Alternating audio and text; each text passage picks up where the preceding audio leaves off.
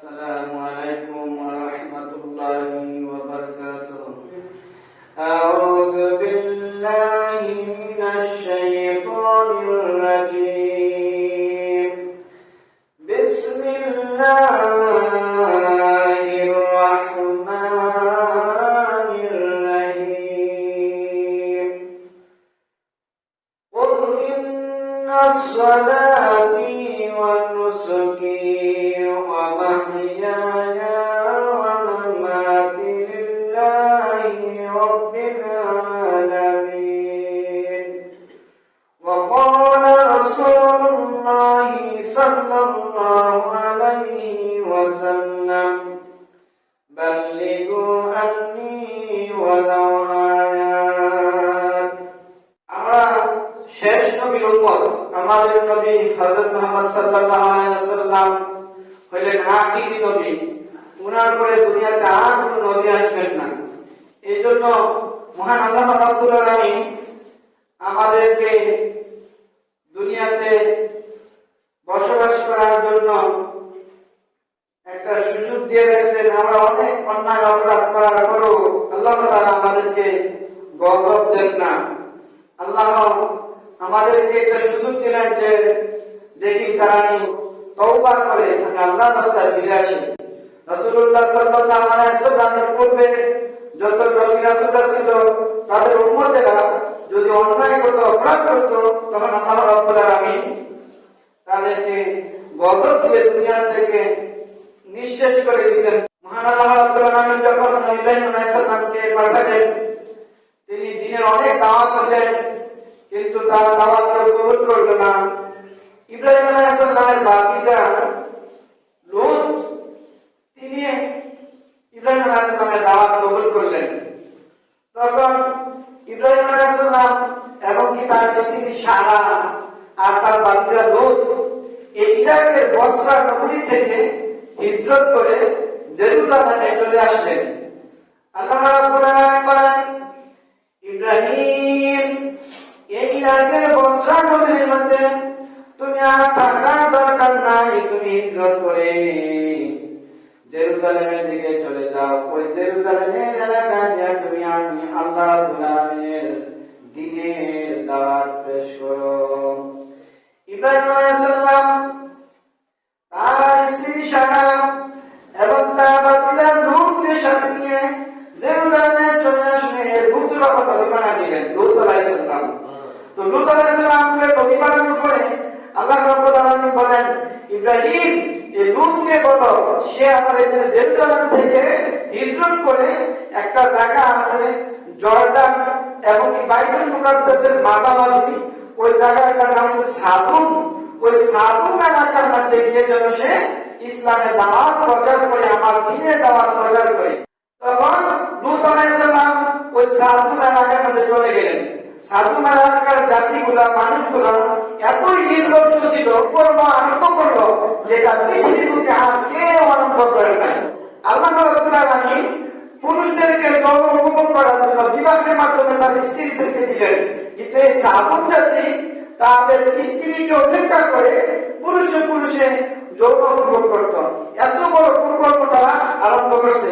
পৃথিবীর বুকে লূত আলাইহিস সালামের জাতি, তার সম্প্রদায় ব্যতীত কোন জাতি এইভাবে পুরুষে পুরুষে সমকামিতা করে নাই। শুধুমাত্র লূত আলাইহিস সালামের জাতি আরম্ভ করল। তখন তাদেরকে সংশোধন করার জন্য মহান আল্লাহ রাব্বুল আলামিন লূত আলাইহিস সালামকে পাঠাইলেন যে, লূত, তুমি এই সাদুম এলাকার মধ্যে চলে যাও, যারা আমার এই দুনিয়াতে পৃথিবীর সৃষ্টি লগ্ন থেকে আরম্ভ করে এই পর্যন্ত কোন জাতি পুরুষে পুরুষে সমকামিতা করে নাই, পুরুষে পুরুষে যৌন করে নাই, তারা এইগুলা করতেছে। তারা তিনটা বড় বড় অন্যায় অপরাধ করছে। এর মধ্যে একটা ছিল তারা পুরুষে পুরুষে যৌন মিলন করতো। তারপরে দ্বিতীয় ছিল তারা ডাকাতি করতো, রাস্তা দিয়ে পুরো মানুষ যাইতে পারতো না, তাদেরকে ধরে এনে তাদের টাকা পয়সা সবকিছু লুটতরাজ করে নিয়ে যেত। আর 3 নম্বর যে অপকর্মটা করতো না, তারা তো পুলিশে পুলিশে সর্বকামিতা করতো এবং কি সবার সামনে করতো। এত বড় নির্লজ্জ তারা ছিল। তাদের এই অপকর্ম পশুর কেউ হাঁটা না, এরকম নির্লজ্জ ছিল। তখন আল্লাহ রাব্বুল আলামিন লূত আলাইহিস সালামকে পাঠাইলেন। আর লূত আলাইহিস সালামকে একদিন পাঠানোর আগে আল্লাহ রাব্বুল আলামিন ইব্রাহিম আলাইহিস সালামের দাওয়াতও এই সাহাবুল জাতির কাছে পৌঁছাইলেন, কিন্তু তারা এই দাওয়াতগুলোকে প্রত্যাখ্যান করছে, নবীদেরকে মিথ্যা মনে করছে, তাদেরকে মিথ্যা সাব্যস্ত করছে। তাদের আরো কিছু কর্ম ছিল, কুকর্ম ছিল, যেমন তারা মুরগি লড়াই লাগাইতো, ছাগলের সাথে লড়াই লাগাইতো। যেমন এখনো বিশ্বের অনেক দেশে আছে, বিশেষ করে বাংলাদেশে আছে। আমি দেখলাম উত্তরবঙ্গে তারা গরু দিয়া মানে সারে লড়াই লাগায়, মহিষে লড়াই লাগায়, অনেক জায়গায় আছে, এগুলা হারাম।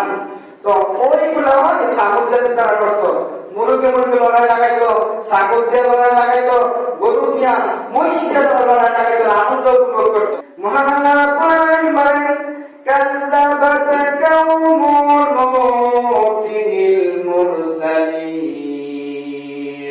লূত আলাইহিস জাতিরা সকল নবীদেরকে মিথ্যা মনে করত। ওই লূত আলাইহিস সালামের জাতিগুলা যে কোনো নবী দাওয়াত আসে তারা মনে করত যে নবীরা মিথ্যা করে, মিথ্যা প্রচার করে, এইভাবে তারা প্রত্যাখ্যান করে রাসূলদের দাওয়াতগুলো। মহান আল্লাহ রাব্বুল আলামিন নবী মুহাম্মদ রাসূলুল্লাহ সাল্লাল্লাহু আলাইহি সাল্লামকে বলেন, ইয ক্বালা লাহুম আখুহুম লূতুন আলা তাত্তাকুন। আল্লাহ রাব্বুল আলামিন বলেন, হে রাসূল আপনি স্মরণ করুন যখন লূত আলাইহিস সালাম তার জাতিকে বলতো, ও আমার জাতিরা, তোমরা কি আল্লাহ রাব্বুল আলামিনের তাকওয়া অবলম্বন করবে না? আল্লাহ রাব্বুল আলামিনকে কি তোমরা ভয় করবে না? লূত আলাইহিস সালাম তাদেরকে দাওয়াত দিত, তোমরা যে পুরুষে সমকামিতা করো, তোমরা আল্লাহকে ভয় করো, কারণ এটা একটা বড় ধরনের কুকর্ম। আল্লাহ রাব্বুল আলামিন হাসরের মাঠে তোমাদের বিচার করবে এই কুকর্ম থেকে ফিরে। যেভাবে স্বামী স্ত্রী মিলন করার বিধান আল্লাহ রাব্বুল আলামিন দিয়েছেন, তারা সেইভাবে বিধান পালন করতো না, তারা অন্য পদ্ধতিতে স্ত্রীর সাথে চাইতো, এমনকি পুরুষে সমকামিতা করতো, যেটা বর্তমান বিশ্বের প্রায় 30টি দেশের চেয়ে বেশি দেশের মধ্যে রাষ্ট্রীয়ভাবে এটা আইন আছে যে পুরুষে মিলন করলে এটা বাধা নাই। ওই কাজটা সর্বপ্রথম কে জারি করেছিল? এই লূত আলাইহিস সালামের জাতিগুলা। তখন লূত আলাইহিস সালাম তাদেরকে বলতো, ও আমার জাতিরা, তোমরা আল্লাহ রাব্বুল আলামিনের তাকওয়া অবলম্বন করো, আল্লাহ রাব্বুল আলামিনকে ভয় করো। তোমরা পুরুষে যৌন মিলন করো না। তোমাদের যৌন ক্ষুধা নিবারণ করার জন্য মহান আল্লাহ রাব্বুল আলামিন তোমাদের স্ত্রীদেরকে দিয়েছেন, তাদের মাধ্যমে তোমরা যৌন নিবারণ করো। লূত আলাইহিস সালাম বলেন, ইন্নী লাকুম রাসূলুন আমিন। ও আমার জাতিরা, আল্লাহ রাব্বুল আলামিন আমাকে বিশ্বস্ত রাসূল হিসেবে তোমাদের সামনে পাঠাইছে। অতএব তোমরা আমার কথা অনুসরণ করে আল্লাহ রাব্বুল আলামিনকে ভয় করে তোমরা সমকামিতা ছেড়ে দাও। লূত আলাইহিস সালাম বলেন, ফাত্তাকুল্লাহা ওয়া আতিউন। তোমরা আল্লাহ রাব্বুল আলামিনকে ভয় করো আর আমার অনুসরণ করো। আমি যেভাবে আল্লাহর ইবাদত করি, আমি যেভাবে আল্লাহকে মেনে চলি, তোমরা আমার কথা মতো আল্লাহর হুকুম মেনে চলো। লূত আলাইহিস সালাম বলেন, ওয়ালা আসআলুকুম আলাইহি মিন আজরি। ও আমার জাতি, আমি তোমাদেরকে যে এইভাবে শ্রম দিতেছি, তোমাদেরকে যে দাওয়াত দিতেছি, এর জন্য আমাকে কোনো প্রতিদান তোমরা দিতে হবে না। আমি যে তোমাদের কাছে এত সময় দিতেছি, তোমাদেরকে যেন আল্লাহর পথে ডাকতেছি, আমাকে কোনো প্রতিদান দিতে হবে না। ইন আজরিয়া ইল্লা আলা রাব্বিল আলামিন।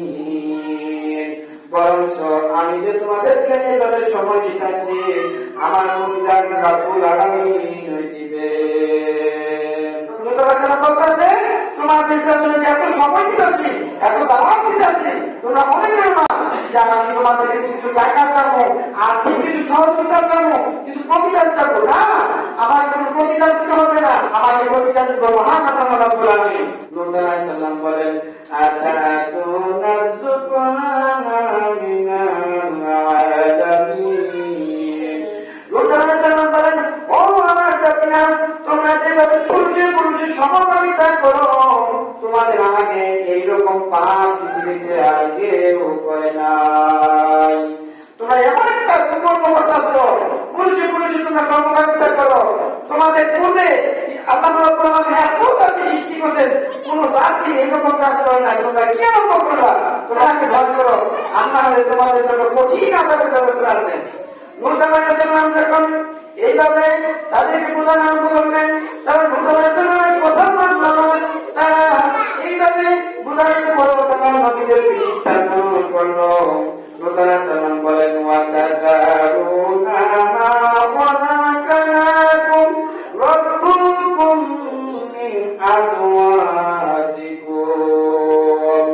আল্লাহ রাব্বুল আলামিন তো তোমাদেরকে যৌনতা ক্ষুধা নিবারণ করার জন্য তোমাদের স্ত্রীকে সৃষ্টি করছে। তোমরা তোমাদের স্ত্রীর মাধ্যমে তোমাদের জন্য ক্ষুধা নিবারণ করো, কিন্তু তোমরা তা না করে কেন পুরুষে পুরুষের জন্য মিলন করো? নূহ আলাইহিস সালাম বলেন, বাল আনতুম কাউমুন আদুন। এটা সবচেয়ে বড় সীমা লঙ্ঘনকারী জাতি হিসেবে তোমরা দুনিয়াতে প্রমাণিত হলা। তোমরা সবচেয়ে বড় নিকৃষ্ট জাতি হিসেবে দুনিয়াতে প্রমাণিত হলা, কারণ তোমাদের মধ্যে এত জাতি বিলীন হয়ে গেছে, কোন জাতি পুরুষ পুরুষের সমকামিতা করে নাই। তোমরা যেটা প্রথম সৃষ্টি করছো, তৈরি করছো, তোমরা সবচেয়ে বড় সীমা লঙ্ঘনকারী। ওই জাতির লোকেরা বলতেছে,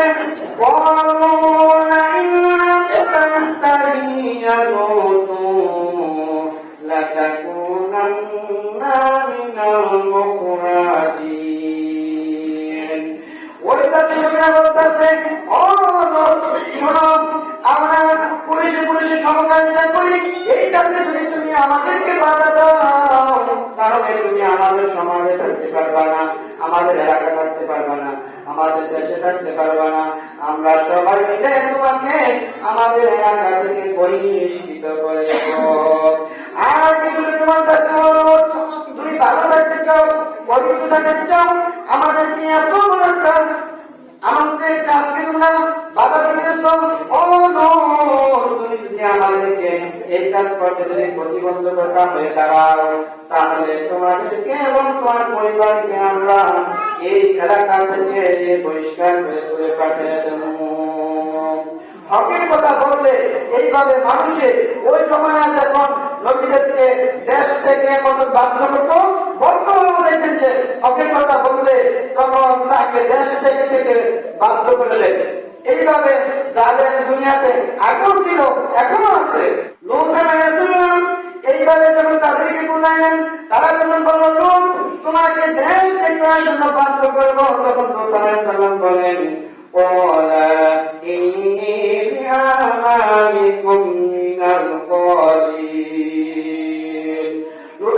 বলেন, শোনো, তোমরা আমাকে ভয় দেখাইতেছো, আমাকে দেশ ত্যাগ করতে বাধ্য করবা, কিন্তু আমি তোমাদের এই কাজকে আমি ঘৃণা করি, প্রত্যাখ্যান করি। তোমরা যে কাজ করো এটা অবশ্যই তোমরা বড় একটা সীমা লঙ্ঘনের কাজ করতেছো। নূহ আলাইহিস সালাম বলেন, রব্বি নাজ্জিনি ওয়া আহলি মিম্মা ইয়ামানুন। নূহ আলাইহিস সালাম যখন তাদেরকে এইভাবে বোঝানোর পর তারা সমকামিতা ছাড়ে নাই, পুরুষে পুরুষের যৌন মিলন ছাড়ে নাই, তখন নূহ আলাইহিস সালাম বলেন, হে মানব, আমাকে এবং আমার পরিবারকে আপনি এই কাজ থেকে রক্ষা করুন, হয়তো আমাদের ক্ষতি করতে পারে। আল্লাহ তুমি দয়া করে আমাদেরকে রক্ষা করুন। নূহ আলাইহিস সালাম আল্লাহর কাছে দোয়া করলেন, আল্লাহ আমাকে আমার পরিবারকে এই জাতির কুকর্ম থেকে আমাদেরকে হেফাজত করো। আমরা এত বোঝানোর পরও তারা পুরুষে পুরুষের সমকামিতা করতেছে, তারা কোন সময় আমাদের উপর আক্রমণ করে। আমি তো বাধা সম্ভব না, তুমি রক্ষা না করো, এই জাতি থেকে তুমি আমাকে রক্ষা করো, আমার পরিবারকে রক্ষা করো। লূত আলাইহিস সালামের স্ত্রী কিন্তু ইমান ছিল না, তার মেয়ে ইমান ছিল। আল্লাহ রাব্বুল আলামিন ফেরেশতা পাঠাইলেন তাদেরকে একটা শিক্ষা দেওয়ার জন্য, একটা পরীক্ষা করার জন্য। ফেরেশতা বললেন, সুন্দর যুবকের কাছে ফেরেশতা বললেন, এই ফেরেশতাগুলো লূত আলাইহিস সালামের বাড়িতে যাওয়ার আগে সর্বপ্রথম গেল ইব্রাহিম নবীর বাড়িতে। ইব্রাহিম আলাইহিস সালামের বাড়িতে ফেরেশতারা যখন গেল, ফেরেশতারা বলল, আসসালামু আলাইকুম। ইব্রাহিম আলাইহিস সালাম সালামের জবাব দিলেন। ইব্রাহিম আলাইহিস সালাম সালামের জবাব দেওয়ার সাথে সাথে তাদের সাথে আর কোনো কথা বলেন না, ভেতরে চলে গেলেন। বাড়ির ভেতরে গিয়ে একটা গরুর বাছুর জব করলেন, জব করে ভুনা করে তাদের সামনে হাজির করলেন। ইব্রাহিম আলাইহিস সালাম সালামের জবাব দিয়া সাথে সাথে ভিতরে চলে গেলেন। ভিতরে বাড়িতে জায়গা গরু একটা জবাই করলো, বাছুর জবাই করে ভুনা করে ফেরেশতাদের সামনে এনে দিলেন খাওয়ার জন্য। ফেরেশতাদের সামনে এনে যখন খাওয়ানোর জন্য দিলেন, এই ফেরেশতারা এই ভুনা বকরিটা দেখি একবার দৃষ্টি করে না, খাওয়ার জন্য হাত বাড়ালেন না। এমন সময় ইব্রাহিম আলাইহিস সালাম দাঁড়ায় লক্ষ্য করতেছে, মেহমান আসলো, কোথা থেকে আসলো কোনো কিছু জিজ্ঞাসা করলাম না, কেন আসলো তাও জিজ্ঞাসা করলাম না। বোনা একটা বাছুর আনিয়া তাদের সামনে দিলাম, কিন্তু তারা খাইতেছে না কেন? অবশ্যই আর কোনো সন্দেহ আছে। ওই সময় একটা নিয়ম ছিল, কোন শত্রু যদি কাউকে মারার জন্য আসতো তখন তার বাড়িতে কোনো কিছু খাইতো না। তখন ইব্রাহিম আলাইহিস সালাম ভয় পেয়ে গেল, হায় হায় আমি তো বলছিলাম আমার মেহমান, এমনকি তারা কেন আমাকে হত্যা করতে আসছে নাকি? আরে এমন একটা বাছুর এত সুন্দর করে বোনাকে তাদের সামনে দিলাম, তারা একবার হাত বাড়াবে না। তখন ইব্রাহিম আলাইহিস সালাম ভয়ে চিন্তিত, মুখ ফ্যাকাশে হয়ে গেল।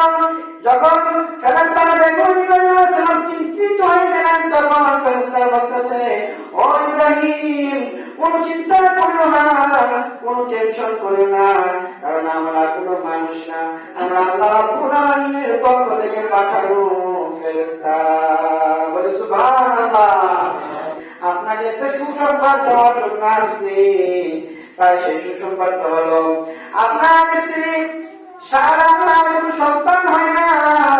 আল্লাহ রাব্বুল আলামিন বলেন আপনার স্ত্রীর গর্ভে সন্তান দান করবেন, আর ওই সন্তানের নাম হইব ইয়াহইয়া। সুবহানাল্লাহ। এখন একটা সংবাদ পাইল যে আপনার গর্ভে 80 বছর হয়ে গেছে, আপনার কোনো সন্তান হয় না। সারার করে আল্লাহ রাব্বুল আলামিন বলেন সারার গর্ভে একটা সন্তান হবে, আর ওই সন্তানের নাম আল্লাহ নিজে রাখছেন ইয়াহইয়া। আমি তখন এই কথা যখন বললো, এই পর্দার কারণ থেকে সারা আলাইহিস সালাম শুনলেন, শুনে তিনি হাসতেছেন, হাসতে হাসতে বলতেছে, এটা আবার কেমন কথা? আমি এত বছর ছিলাম বক্তা, আমার কোনো সন্তান হয়ে গেছে না, এখন আমার হয়ে গেছেন বৃদ্ধ, এই অবস্থা আবার আমার সন্তান হবে কেমনে? তখন ফেরেশতারা বলেন, ও নবীর স্ত্রী আপনি জেনে রাখুন, আল্লাহ রাব্বুল আলামিন যদি বলেন কুন ফায়াকুন, সাথে সাথে হয়ে যায়, আবার সাথে সাথে ধ্বংস হয়ে যায়। আল্লাহ রাব্বুল আলামিন বলছেন আপনার ঘরে একজন সন্তান হবে, সেই সন্তানের নাম হচ্ছে ইয়াহইয়া। শুধু কি তাই? শুধু ইয়াহইয়া না, এই ইয়াহইয়ার বংশের মেয়েটা আনবো, ইয়াকুব আলাইহিস সালাম, ইউসুফ আলাইহিস সালাম, এই হাজার হাজার নবী আপনার এই বংশের মধ্যে আসবো। তখন তারা তো আলহামদুলিল্লাহ ফেরেশতারা বলতেছে, আমি আরেকটা কারণে আসছি, আপনার সাথে দেখা করে গেলাম, আর ওই যে সাবুন এলাকা আছে ওই এলাকার মধ্যে আমি গজব দেব, এই জন্য আসলাম। বলেন তুমি সাবুন এলাকার মধ্যে তোমরা গজব দিবা, ওই সাবুন এলাকার মধ্যে আমার বাতিজা মুত আলাইহিস সালাম আছে, তোমরা কি জানো না? ফেরেশতারা বলে আমরা অবগত আছি, মুত আলাইহিস সালাম আপনার বাতিজা, সে ওইখানে আল্লাহর নবী ইসলামের দাওয়াত দেয়। তখন ইব্রাহিম আলাইহিস সালামের ঘর থেকে ফেরেশতারা হাঁটতে হাঁটতে মুত আলাইহিস সালামের বাড়ি মধ্যে গেল।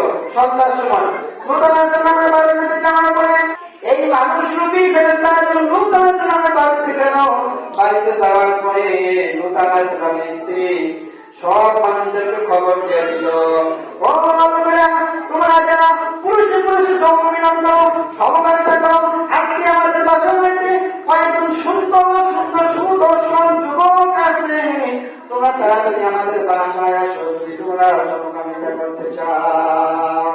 মুত আলাইহিস সালাম নবী, কিন্তু তার স্ত্রী না মেনে নাই। সে আসলো এই কাফেরদের যারা দুষ্কর্ম করতো, সমকামিতা করতো, তাদেরকে সহযোগিতা করতো। তখন এই মহিলা যখন সবাইকে নিয়ে ঘোষণা করে দিল,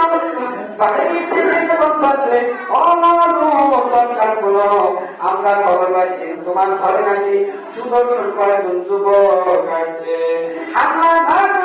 যুবক আমাদের কাছে দিয়ে দাও, আমরা তাদের সাথে সমকামিতা করবো।